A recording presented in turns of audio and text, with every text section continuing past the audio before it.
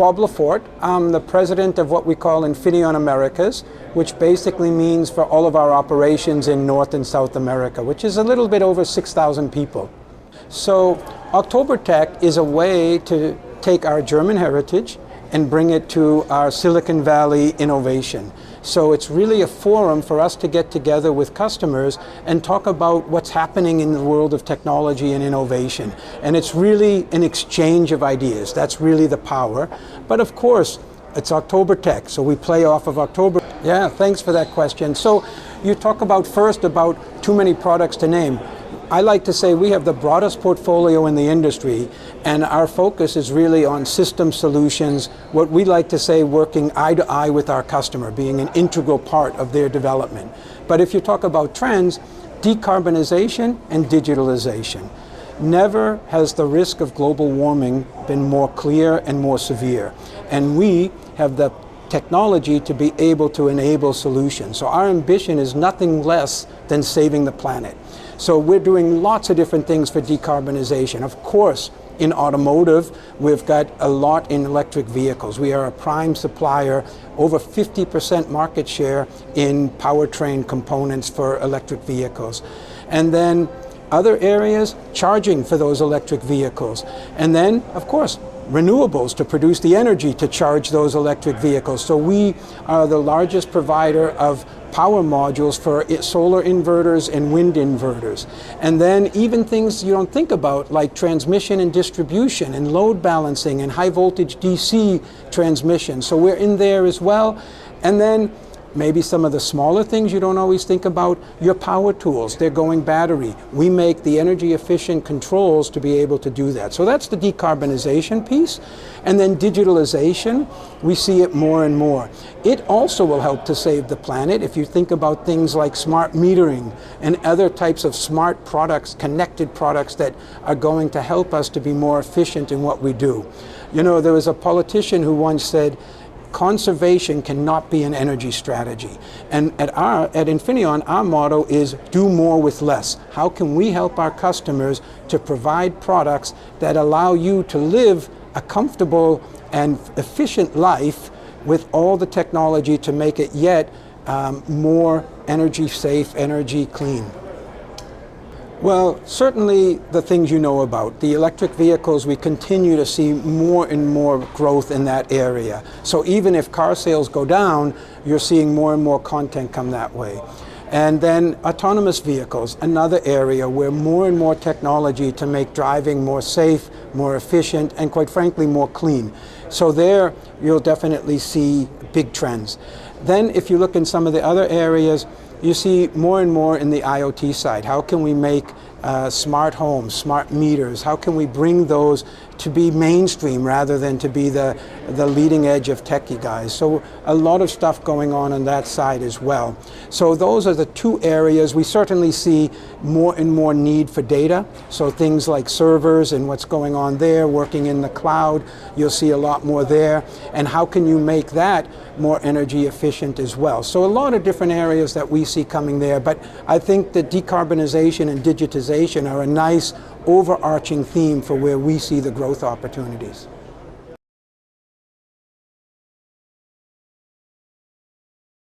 All right, Mark, my name is Lars Ulrich and I'm the Senior Vice President for Automotive, so heading the Automotive division in the Americas. Yeah, definitely. So I always say, like, kind of right now is the most important or the most interesting time to be in automotive, because we're going through this transformation. So semiconductors are ultimately the heart of the vehicle, right? So we're becoming more and more into kind of like driving computers.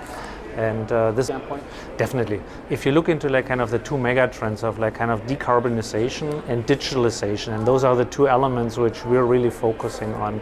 We have a couple of areas which we show. So in the decarbonization area, for example, we have a great demonstrator which shows of how we optimize energy in the battery. So our battery management system is a huge area focusing on really optimizing the entire system, of focusing on the highest level of efficiency. On the digitalization, for example, if we're thinking about autonomous vehicles in the future, we have a demonstrator here which shows basically to detect interior movement, so basically occupant detection, which is very important as we're basically looking into autonomous vehicles. You need to basically know where is the person in the vehicle if you deploy, for example, certain safety strategies in case of, for example, emergency braking or like even in a crash situation or near crash situation. Sure. So Mark, what we basically, as I mentioned earlier, we take a very holistic approach, right? So we take a look at the system, and we have actually an activity defined which we call ease of use. So we basically, from the digitalization point of view, when an engineer is looking for a solution, going to our website, he or she can basically look into what kind of solution or what kind of problem do they have, what kind of solution can we offer for that, and then basically navigate through the website of like what kind of component would they need. And this is in the first level service, but then it goes deeper, right? It goes into like kind of the consulting of like kind of our technical experts sit together with the engineer in order to derive the most optimum system solution for them. And this could consider multiple elements from like microcontrollers to gate drivers to MOSFETs to the sensors to really take an integrated approach into the design end.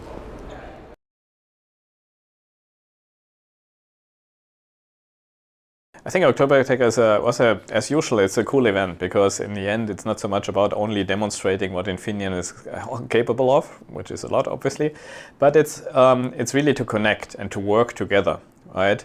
And I think that was also the theme of OktoberTech, to do the things together, because in the end, only all companies together will be able to achieve what we need to achieve for the difficult things that we are tackling, being it the climate change or being it urbanization and things like that. So first of all, as you know, Meta is going to deal with the smart home, right? And in the smart home, there are obviously a lot of very different devices, right?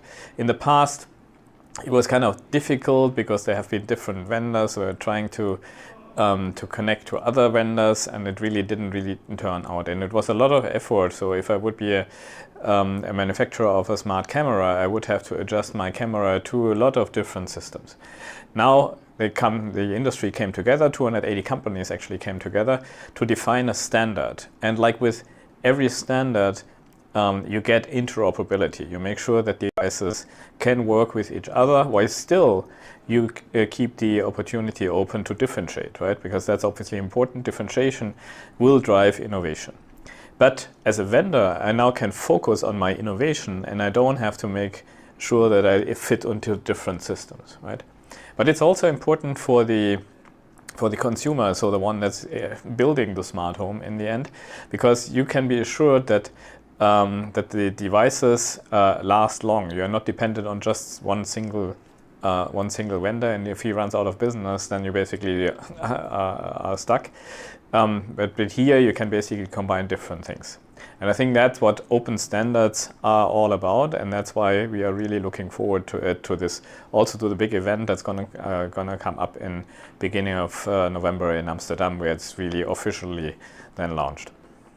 I think so. First of all, there's quite some product categories that are put together now in Matter, and there will be a new set of product categories coming in. And obviously we also provide quite some things into it. So we have a lot of sensors, we have a lot of microcontrollers, we have the connectivity that you need, and also we have the security. Obviously, as you can imagine, security in a smart home is of utmost importance. So that's one thing. But what comes in additionally, and that's also where Infineon has kind of shaped its strategy towards, is it's about systems, right? So a lot of software questions need to be solved, how you can combine all these products and make them work together. And in the end, this standard, let's say smart home, is also has then the possibility to really help us with the problems that I mentioned before. So, for example, if a smart home is done right and things are talking to things and work together, they can help, for example, elderly people to live longer self-contained at home. right? And they basically, because the devices are supporting it, there might be even some robots, or the home is calling for help if necessary.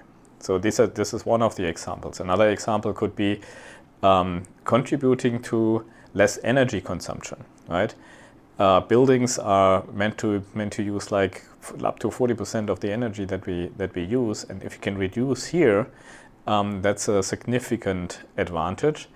And there's a study that says you can reduce it by 30%, right? So that's an immense amount of contribution to the energy consumption that we have, and with this to the climate change.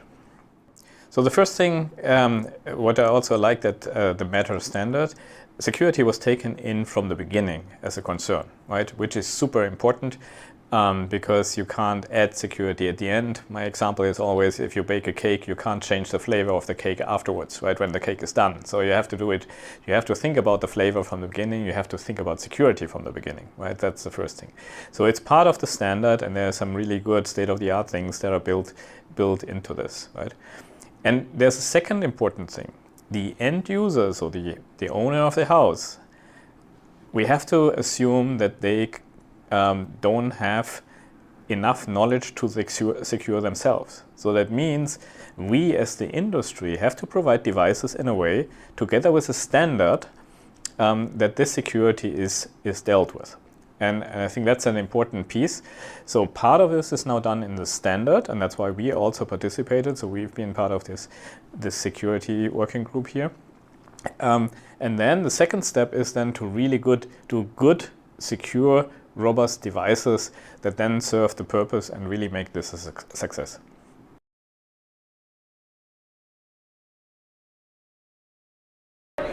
Hi, I'm Rick Wilmer, the Chief Customer and Operations Officer at ChargePoint. We're the largest EV charging infrastructure company in the world, the dominant player in North America, also serving 16 countries in Europe. And Infineon is a major supplier of key components that we use in our charging systems. We rely on Infineon to build all the chargers that we build. We're growing very quickly, and we have a great partnership with Infineon, and the OktoberTech event helps us build that relationship and strengthen this partnership to help us grow into the future.